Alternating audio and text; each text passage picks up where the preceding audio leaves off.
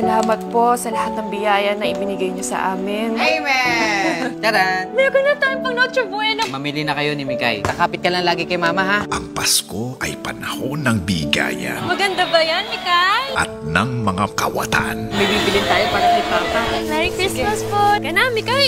Mikay! Ate, napansin mo ba yung batang kasama ko? May kasama po pala kayo? Mikay! Bakit nalingat ang tingin mo sa bata? Pambihira ka naman eh! Sa direksyon ni Kathy Camarillo, Pag nasa katwiran, ipaglaban mo.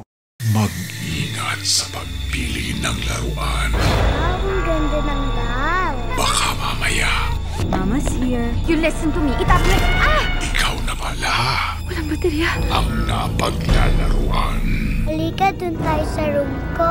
Maglaro tayo dun. Siya na magdayaw. Huwag kang lumapit sa kanya! Mantika sa Shake, Rattle, and Roll Sabado Special, 5 p.m.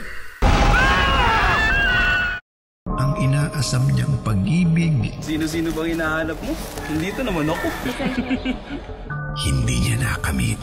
Pwede ba bigyan mo kami ng privacy dito sa kwarto? Kaya ang pagmamahal, Kung sabi mo naman ako, gaano ba kalaki kasalanan ko? Bakit mo ako iniiwasan? mapapalitan ng galit. Mamamatay yan.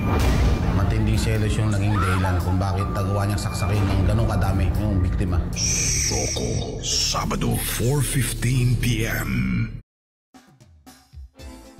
Ano bang mga common diseases during the holiday season? Pinaka-common, they say, is heart attacks and stroke, respiratory illnesses like pneumonia, kidney diseases, and rise in diabetes.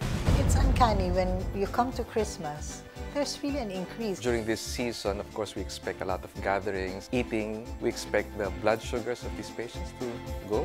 Enjoy Christmas with caution. The Bottom Line with Boy Abunda,